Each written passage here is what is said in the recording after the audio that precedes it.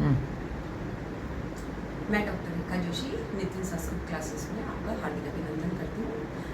इस व्याकरण की संस्कृत व्याकरण के ज्ञान के हिसाब से हम लोग समास कर रहे थे और समास में हम लोगों ने केवल समास कर लिया, अव्ययभाव कर लिया, तत्पुरुष समास कर रहे थे। और तत्पुरुष में भी हमने उसकी जो दो चार जो कंडीशंस महर्षि पाणिनि ने बताई थी वो कर लिया। आज हम दूसरा भाग करेंगे उसका, आगे वाला है ना द्वितीया में। तो फिर चले शुरू करें हम हमारा अध्ययन। तो चलिए देखो, इन्होंने कहा था महर्षि पाणिनि ने द्वितीया श्रित अतीत पतित गत अत्यस्त प्राप्त प्रापण। तो इसमें से हमने श्रित कर लिया था, अतीत कर लिया था और ये पतित कर लिया था। और आज हम करेंगे गत से शुरू, है ना। तो कैसे द्वितीया विभक्ति में गत जैसे, है ना। तो ये गत है, जैसे कैसे स्वर्गगत है, एक साथ लिखेंगे तो स्वर्गगत है लिखा जाएगा, ठीक है। यहाँ कैसे इसको हम खोलेंगे तो कैसे होगा, स्वर्गम गत है, स्वर्ग को गया हुआ। कैसे फिर ये तो हुआ हमारा लौकिक, अब अलौकिक कैसे करेंगे, स्वर्ग अम गत सु। फिर वही विभक्ति का लोप करेंगे, विभक्ति लोप करके फिर स्वर्गगत बनेगा, फिर वही सु का फिर रह होगा, विसर्ग होगा, इस तरह करके स्वर्गगत है। तो ये द्वितीय तत्पुरुष में गत की कंडीशन है। अच्छा, इसके बाद उन्होंने पांचवा क्या बताया, अत्यस्त। अत्यस्त अत्यस्त जैसे यथा कूपम अत्यस्त है, जैसे फेंके हुए शब्द के लिए अत्यस्त शब्द आता है। तो कूपम अत्यस्त, कूप में फेंका हुआ, कुएं में। तो कैसे करेंगे, कूप अम अत्यस्त और सु, फिर वही विभक्ति का लोप, फिर शहर को वही रह करके विसर्ग करके, ऐसे इस तरह से बनेगा कूपम अत्यस्त, ठीक है। अच्छा, छठी कंडीशन क्या है, प्राप्त है। प्राप्त कैसे, सुख प्राप्त है, ये वर्ड है जैसे।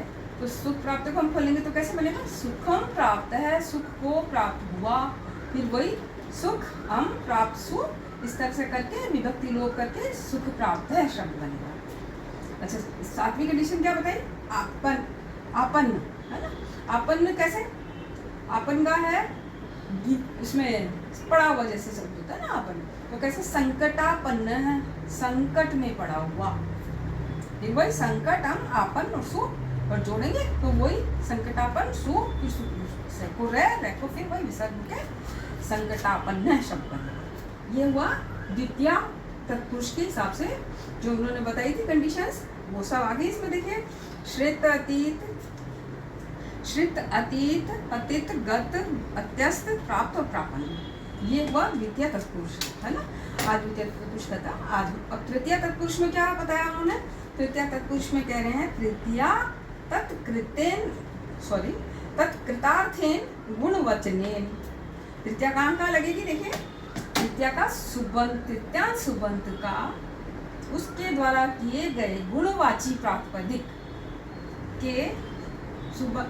के समास, प्रातिपदिक के सुबंत के साथ समास होता है, वह तत्पुरुष होता है, वो तृतीय तत्पुरुष। जैसे कैसे, यथा संकुला खंड है वो जैसे, है ना। तो उसको कैसे खोलेंगे हम, संकुल्या खंड, सरोते से किया हुआ टुकड़ा, है ना। इसमें तृतीयांत जो शंकुत्य है उसका तत्कृत गुणवाचक सुबंत के साथ खंड के साथ समास होगा और बनेगा शंकुला खंड।